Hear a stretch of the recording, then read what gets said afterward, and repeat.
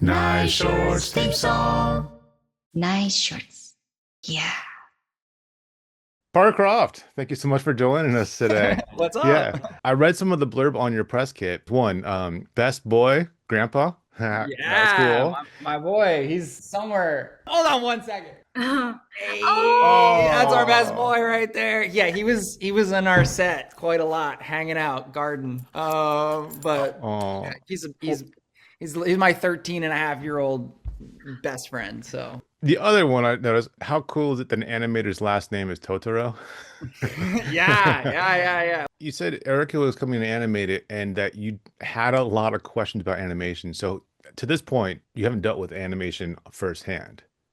Dude, before this movie, I had done literally no animation in my life. I'd never done any work in the field at all. I like drawing. I've always liked drawing, but like nothing that's animated, I would say. So how did you end up stop motion? Like big stop motion fans, but I'm really curious how like of all the animation possibilities, why do you decide on that? I'm a big fan of like all lots of different kinds of animation. I think a lot of people are. There's sort of all these reasons why they like lend different things to different narratives, and I think that the place that I began this sort of like, oh, stop motion feels like a good place to start this journey with this is because so I met this guy who was a sculptor and a painter, and his name's Spike Milliken, who basically like his brain is where this entire world kind of came from. We were like, he's been working on sculptures and charcoal drawings and all this stuff for years and years and years in this place, and I was just like so moved by his work. I was like, oh my god, this is so dope. Like there's got to be something here. It felt cinematic in a weird Hmm. way. It felt like, I don't know, I could just kind of, it just like when you see it and you're like, this is so, it inspires me so much. And then I was staying up in San Francisco, and he was like, "Hey, like this is like." He came literally. I was like, oh, I was kind of like freaking out about his artwork, and then he came back the next day with like a handful of note cards, and he was just like, "Hey, I just like put together this idea of something," and I was like, "Dude, like let's develop this into a screenplay. Like there is something here. This is cool."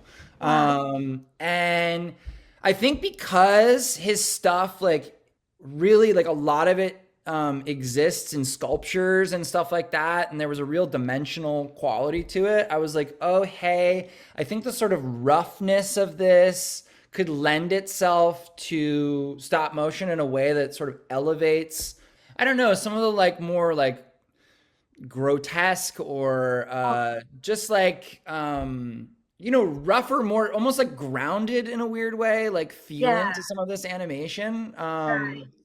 And I'm a big fan of like Phil Tippett's practical animation Mhm. and stop motion and all that stuff. And I think that the other thing is like, so I come from like all the directing I've ever done is like live action, Right. and like for whatever reason, like I've like storyboarded and stuff. I storyboard my live action stuff, but I think that there's something about like actually having a three-dimensional space that you can Hmm. shoot in. Kind of like my brain was kind of like able to be like, okay, this is like shooting a movie, but like it's just smaller. And so I could kind of like imagine it, and like you can put a camera around places, and it's just like I feel like it sort of lent itself both to the aesthetic I was excited about and to my skill set in a weird way. Not that I like had a huge amount of technical abilities, but it just I could understand it in a Blocking way that, shots is your thing.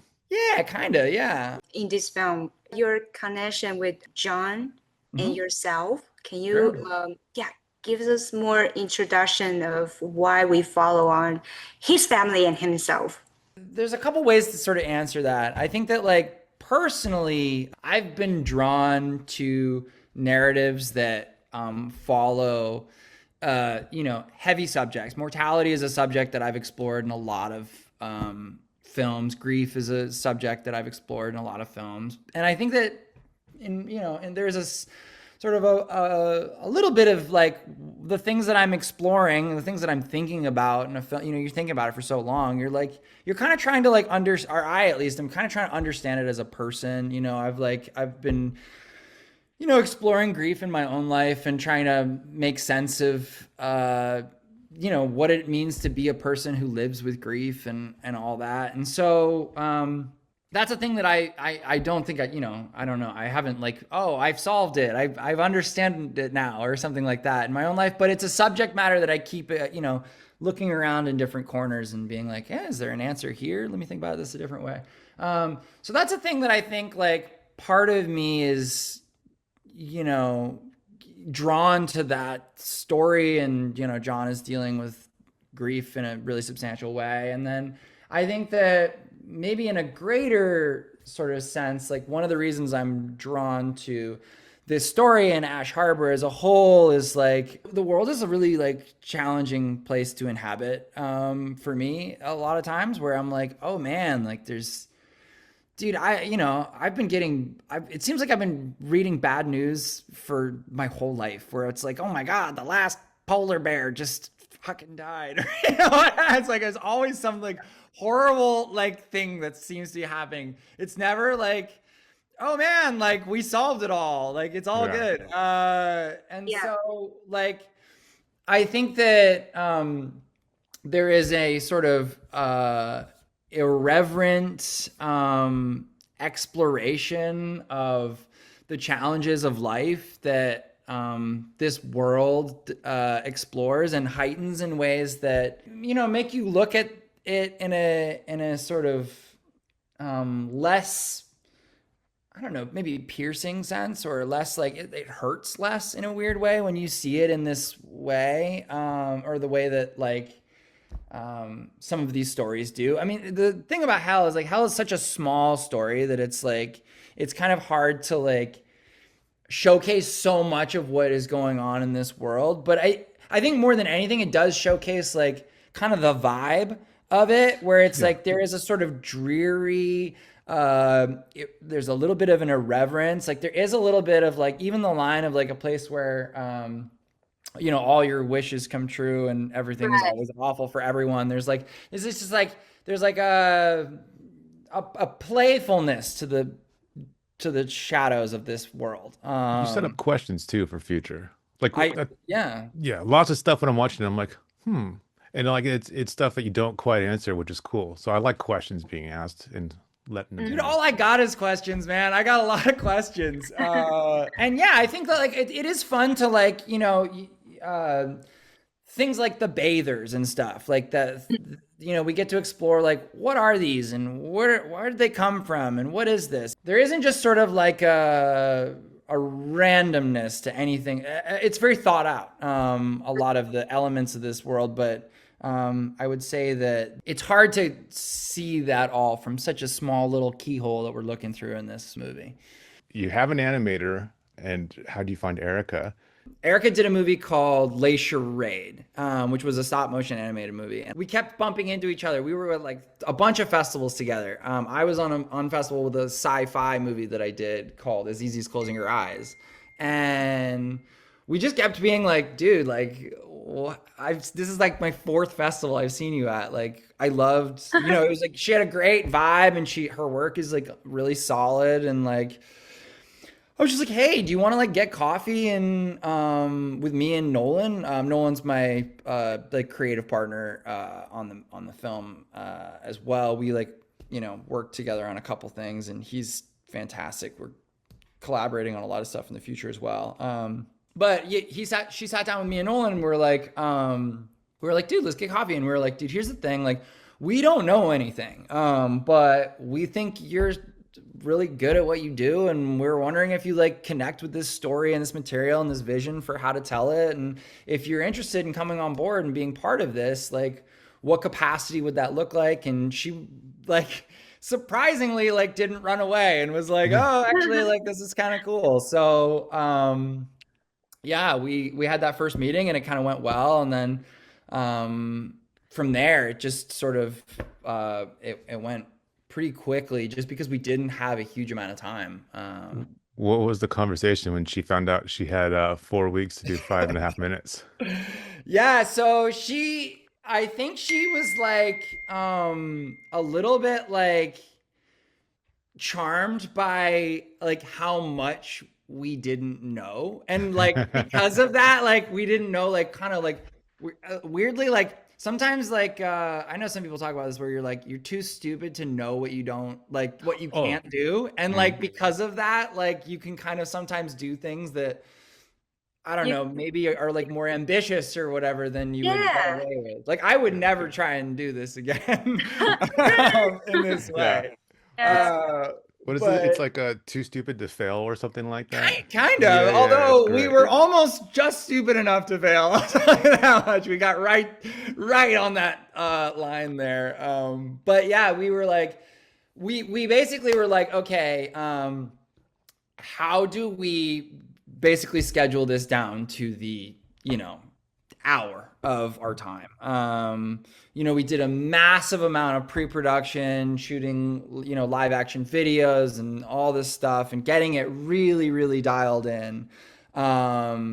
As much as we humanly could. And then we had 3 stages running, two running simultaneously. Actually, at one point we had 4 stages going. Well, yeah, go ahead. A question on this is Yeah. because you use a place that's not a studio, it's a record No. store, right? Well, no, is a like a record studio. So it had Oh, okay, like, so open spaces. yeah, big, like it had there's a big like room where there's like where the band records, and then there's like a Right. mixing room, and then Yeah. we had like a basement where we did the downshoots, and then we literally were staging in an empty elevator at one Okay. point. Like, everything that we could do, we were like, Wow. So you have to actually build the stages in the live room then. yeah, yeah, yeah, yeah. We Not had to much build to the do. tables, we had to build Yeah, everything. that's what I Like, mean. yeah, Like, so yeah. that's all in the 4 weeks, right? Yeah, basically, yeah. We got there. We got there 2 days beforehand and built all the tables beforehand. What about your lighting? We didn't have any money. Basically, it was the first thing. So we got to deal with Zeiss, and we had to deal with Godox. And Godox was excited to try out this new system of lights Oh, that that was like, we literally couldn't have done this without it, because obviously it's like we have like dynamic, lighting cues that need to be percentage dialed down and hue changed, and you can't be touching the lights because all that Right. stuff. So hmm. we got to play with some lights that weren't even released yet, which was pretty dope. We were like, That is oh man, cool. this is awesome. And then Zeiss gave us a full line of their Milvis lenses. And so those two things made us able to like shoot, I like basically. you got to put in the special things for your films, like my personality. Like, it's like got all this stuff. That's amazing. I feel like I like to prepare as much as I possibly can for whatever project I'm doing, and I think that there's always a thing, no matter what I'm shooting, where I'm like, I don't really know how we're gonna do this, but we're gonna figure it out. That feeling of almost like getting comfortable with that feeling of like, hey, we don't know, but we don't need to know. We'll learn how to do this. Is a feeling that I just like really had to embrace with this project, where it was like, I don't know, I mean, somehow it's gonna happen.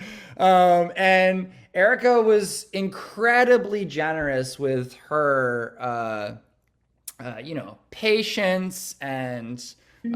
all these things of like, hey, like explaining basically how the process is gonna, the pipeline is gonna work, and why we need this piece there. And like, we have a lot of shots that you might traditionally not have, just because the restrictions that you are trying to avoid, or the difficulties and heartaches that you're trying to avoid, Hmm. I was ignorant of. Yeah, I would say Erica is a brilliant, brilliant collaborator, and an unbelievable talent, and anyone would be lucky to work with her. And we simply couldn't have been able to get this movie done without her. Yeah, so are you. Like, I feel the excitement, and you're so Oh, cheerful to well, like thank try you. new things. So yeah, it's such a beautiful marriage. Yeah. Oh, Beautiful well, that's very marriage. Yeah. kind of you to say. Also, the juxtaposition of you went from everyone working across the country to suddenly a month of you guys all living in the same space and working together, and then just like I Dude, can't. we were literally sleeping in the studio, like in the actual, while we were shooting, we were taking shifts and sleeping sometimes because it was like, I'm not kidding. It was like, I think it was basically 7 or 8 days where I didn't go outside, where I was just like, I'm Wow. just here now. And I was You're like like, a vampire. Like you. kind of, yeah. And you go outside and you're like, oh, this is weird. Like, Too I'm a little bit off campus right now. Yeah. Yeah. Because we were just so crushed on time and like it was just so like I mean we shot 7 days a week obviously and there was no downtime so it was like it was one of the most like insular like little like molecules of people working together in close proximity to the point where it was like I don't even I don't think I've had an experience like that ever in my life to be honest. And Title was so cool, by the way. oh, thank you. Yeah, that we had a lot of trouble with that. But I'm glad you appreciate it. Thank you. It hurt a lot, but thank you. Yeah. Dude, it was the last, I think it was literally the last thing we shot. And we were like just so crushed on time and like we were just like we needed this thing and I was like, "Oh my God, I guess." And we tried so many things. We were like, I don't know, let's try sand, let's try this, let's try that. And everything was looking kind of like cute and this. And then literally Spike came into the studio and was like, I painted a bunch of objects. I think it would be cool if we made the title out of this. And I was like, let's try it. This is a stupid idea, but let's try it. And it's awesome. I love the idea. Like, I love it. It's like, let's just say yes to things. And if you can do it, Yeah. it's probably going to be cool. There was one thing that came up that seemed to be something that I was surprised was not like a common practice among animation students that I've talked to about. And I think it's a nice thing to know, at least, which is basically like we shot the film using raw pictures for the most part. One of the advantages to shooting raw is that if you make a mistake a little bit, you got some latitude as to how to fix that in post. It's not going to make you able to make something wildly different, but if something's a little underexposed or something's a little overexposed, you can work through that before you get further down the pipeline. And a lot of people don't shoot in RAW because I think, you know, on one end, like people are worried about, you know, data sizes. And on the other end, like I think, you know, it's entirely, I think I've heard of like really high level studios not doing it because they know exactly what they want it to be. And so they're not making maybe the same level of mistakes that someone like me is making who is, you know, like, oh, shoot, that was a little under. I wish we could raise it up. And so shooting in RAW, even if you're worried about data sizes, like, dude, you can export it into high res TIFFs, dump the raw pics once you know exactly what you want, and then you'll free up that hard drive space. I guarantee you the amount of hard drive space you're going to accumulate throughout this process further down the pipeline, it will be negligible. And so like you can just dump those if you need to, but there's just an advantage to shooting in RAW. And I would say like, really consider it if you're someone who has any doubts about the exact exposure that you want to shoot this at. It's a good looking film. Yes. Yeah, we were impressed that it happened at all, to be honest. We were like, oh, this is cool. I hope you enjoy it. And if you don't enjoy it, that's okay too. It's all good. We tried our best. I promise you that. If you're reading this, I'm gone.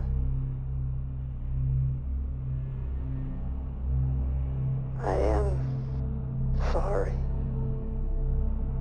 I'm with my babies and the dear Lord now. I am sorry. I am.